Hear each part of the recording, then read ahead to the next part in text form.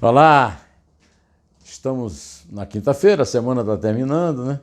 Hoje é dia 16 de setembro de 2021 e venho aqui mais uma vez dizer que é sempre uma alegria voltar a ter contato com você, você que me acompanha, você que me prestigia, você que aplaude e aprova, você que critica a minha independência, que não tem nada a ver com imparcialidade, você que vai me indicar para os amigos, vai compartilhar.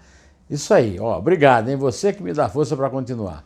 Hoje tive mais, assim, uma pancada na cabeça, né? Olha, de onde menos você espera, ou melhor, de onde mais você espera, aí é que vem mesmo a pancada, né? Você sabe que isso até me lembra esse livro aqui, ó. Mengele, A Natureza do Mal. Esse é um dos meus primeiros livros, até que é o meu primeiro livro. Foi editado pela EMW Editores, quando o cadáver do Mengele, Josef Mengele, o criminoso de guerra nazista, dos campos de concentração, o médico que fazia pesquisas com seres vivos dos campos de concentração de Hitler, foi lançado, né? Esse livro está aqui na minha estante e o Mengele foi lembrado como uma espécie de símbolo do que está sendo acusado de ter feito a Prevent Senior. A Prevent Senior está sendo chamada aí nas redes sociais de Mengele brasileiro. Por quê? Porque está sendo acusada num dossiê que foi obtido e divulgado pelo repórter Guilherme Bausa, da Globo News, desde os primeiros jornais da Globo News de manhã, nessa quinta-feira, acusada de ter usado vítimas da Covid como cobaias vivas, humanas e vivas, de um estudo forçado à barra para provar a teoria falsa, incorreta, criminosa, genocida, que foi pregoada pelo chamado Gabinete das Sombras, Shadow Cabinet, e que foi propagada, e é até hoje, pelo presidente da República, Jair Bolsonaro, em nome do negacionismo, mas depois se viu que era do negocionismo, né? É um escândalo monumental. Está para ser comprovado. Mas o senhor Pedro Benedito Batista Júnior perdeu uma grande oportunidade de desmentir. Afinal, ele foi convocado para depor na Comissão Parlamentar de Inquérito da Covid no Senado e não compareceu porque foi chamado na véspera e precisava de pelo menos 48 horas. O depoimento dele foi marcado para quarta-feira, mas até lá o que a Prevent Senior, né, prevenção de mais velhos, né, tem a apresentar uma nota oficial muito violenta, muito anônima, completa, não tem assinatura de ninguém, nem dele. Se ele realmente tem alguma coisa a dizer, ele não poderia ter ido dizer lá na CPI, né? Por que não foi? Por que fugiu? Que razões ele tem para fugir? Não, o que é certo é que a acusação é muito grave. Por enquanto, a CPI ainda não a incluiu no relatório do senador Renan Calheiros. Vai esperar, evidentemente, o depoimento dele. Nós vamos esperar a que tipo de silêncio ele vai ser autorizado. Se vai poder calar sobre aquilo que que poderá incriminá-lo, ou vai calar para tudo a pretexto disso. Já são 109 pedidos de socorro de depoentes da CPI que foram atendidos pelo Supremo e que nunca ninguém estabeleceu aquele limite. Ah, não, essa pergunta não pode ser negada porque não vai... essa pergunta não vai incriminá-lo. Essa é uma informação que ninguém pode dar, porque, na verdade, na medida em que a pessoa cala, ela também dá razões para que os investigadores, que já têm toda a documentação investigada e tudo, vão ficar desconfiando que cala para não se incriminar, ou seja, que tem culpa no cartório, ou melhor, na CPI. Bom, ainda dentro da história da Covid, hoje nós temos um episódio execrável, né? O Ministério da Saúde, o ministro da Saúde, Marcelo Queiroga, passou a última semana e o fim de semana e o começo dessa semana inteiros dizendo que é mentira dos estados, não está faltando vacina, tem vacina para todo mundo.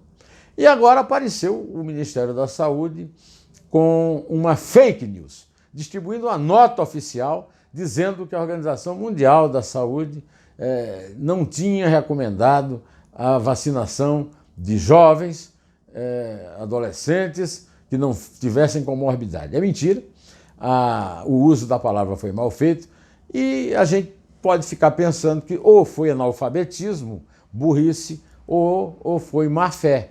Ou qualquer coisa disso é de se esperar de um bolsonarista. E o ministro Marcelo Queiroga é bolsonarista cada vez mais e está começando a superar o Eduardo Pazuello nesse quesito.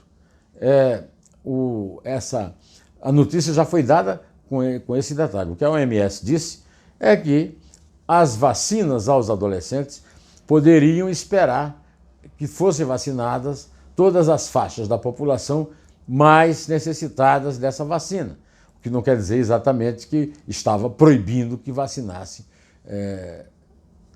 adolescentes. E tanto vários estados, inclusive São Paulo, resolveram enfrentar, encarar, se opor a essa determinação falsa, fajuta, bolsonarista, né? A Globo News, que fez a reportagem, passou um bom momento da tarde entrevistando a pessoa que eu mais respeito nessa área de imunização, que é o doutor Gonzalo Vecina. E o doutor Gonzalo Vecina trouxe algumas notícias interessantes sobre o doutor Queiroga. Primeiro, quando o comentarista Otávio Guedes lhe perguntou se as grandes deficiências e até as denúncias de corrupção no Ministério da Saúde se devem à militarização do Ministério da Saúde depois da queda de Luiz Henrique Mandetta, um pouco também de Nelson Tais e, sobretudo, da nomeação do general da Ativa, o general intendente, o intendente incompetente, Eduardo Pazuello.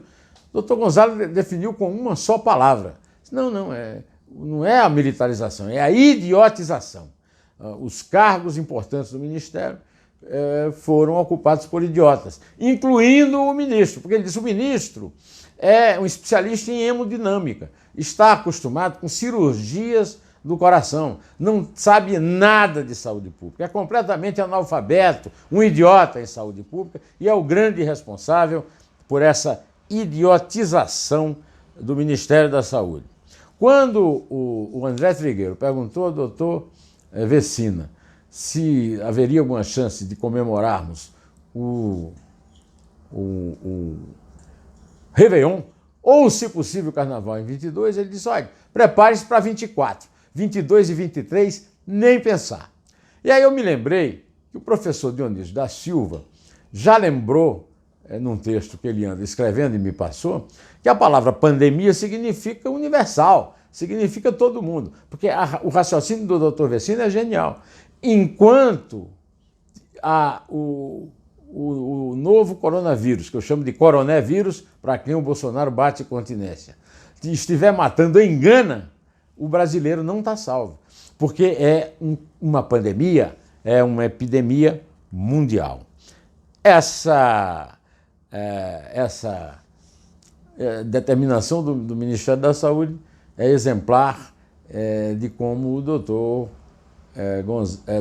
Marcelo Queiroga tem os mesmos planos do Eduardo Pazuello, fazer campanha política, o Eduardo Pazuello no Rio de Janeiro, o doutor Queiroga lá na Paraíba, meu estado natal, onde ele está evidentemente atendendo aos apelos da chamada manada bolsonarista, o gado bolsonarista, né?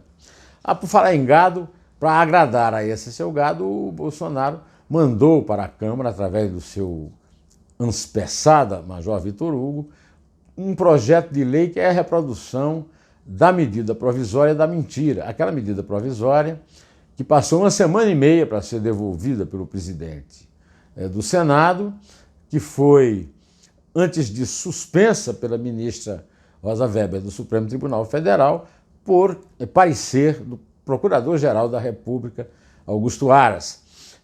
Eu aqui lhe disse ontem que achava que Augusto Aras e o boneco de Olinda, né, o Rodrigo Pacheco, tinham feito isso para evitar para limpar um pouco a barra do Bolsonaro. Agora eu percebo que não. É que tudo era uma grande conspiração para que se colocasse a medida provisória, ela ficasse vigiando um tempo, depois eles devolviam e aí ele mandava ser discutida como um projeto de lei no meio desses pacotes de lei que o Arthur Lira está atravessando a garganta dos deputados lá na Câmara, né? Então a MP da mentira virou a lei da lorota na Câmara sob os auspícios de Vitor Hugo e de Arthur Lira. Neste momento, a Rádio Eldorado, na qual eu comento, faço um comentário político, está reproduzindo uma entrevista que a Eliane Cantanhede fez com o jurista Miguel Reale, que liderou aquele grupo de juristas que preparou um manifesto, que, aliás, esse documento está à sua disposição no site do Estadão inteiro, é um documento que eu recomendo ler, muito bom, muito bem feito e que segue exatamente aquilo que se pensa a respeito do assunto urgente do Brasil hoje, que é a permanência do Bolsonaro no poder. E nessa entrevista para a Eliane, o doutor Reale me disse que o caso do Bolsonaro é muito mais grave do que o de Collor e o de Dilma. Ele participou dos dois processos de impeachment, particularmente no de Dilma, quando ele e a Janaína Pascoal eram os autores do processo que foi, enfim, aprovado pela Câmara, que terminou com a deposição da senhora Dilma Rousseff. Ontem eu passei parte da minha noite vendo o resultado do bolsonarismo da diretoria do Flamengo, que conseguiu aprovação da Justiça Desportiva para levar público para o Maracanã. E assisti a um fracasso espetacular, monumental, né? A Justiça permitiu que fossem para o estádio, que já foi o maior do mundo, 24.533 torcedores. Isso significa uma percentagem pequena, né, do público. O Maracanã não é mais o maior estádio do mundo, mas ainda cabe lá 60 mil pessoas, né? Foram, sabe quantas? 6.447. Ou seja, um enorme malogro, um fiasco indigno do Flamengo, mas digno dessa diretoria bolsonarista, direitista, estúpida, que domina o clube mais popular do Brasil e do mundo. O ingresso custou entre 100 e 900 reais, mas não é o preço do ingresso só que explica isso. As pessoas que foram, na verdade, uma fração mínima do permitido, na verdade se aglomeraram na torcida e não obedeceram a todos os requisitos das regras sanitárias e, portanto, o Flamengo me envergonha. Eu continuo torcendo pelo Flamengo, continuo gostando de ver o futebol que o Flamengo joga, inclusive ontem, mas continuo achando essa atitude do Flamengo antidesportiva, porque os outros clubes não se sentem seguros para abrir os jogos para a torcida e isso aumenta a capacidade que o clube tem, já tendo uma torcida grande no Brasil inteiro, de ter uma desigualdade no apoio lá nas arquibancadas. É uma coisa lamentável, de pessoas que não têm a menor dignidade, o menor respeito pela vida e deviam ter respeito, pelo menos, para a história popular do clube mais popular do mundo. É uma vergonha, eu continuo torcendo pelo Flamengo, apesar de me envergonhar muito disso. Além do no sábado, eu vou entrevistar o Miguel Reale Júnior, que levou esse manifesto do grupo de juristas que ele liderou para a CPI. Aí no sábado a entrevista é ele, já está marcada a nossa entrevista e vai ser o Neumann entrevista do sábado. No domingo, e não no sábado, como eu pus no Instagram, que eu vou corrigir lá, no domingo, às 13 horas, nós vamos ter algo que você não pode perder, que é Marcondes Falcão, o brega do Ceará. Você não pode perder essa, tá? Bom, direto ao assunto. Em pé, só a verdade salvará a nossa pátria, além das nossas vidas. Aliás, nós somos a pátria.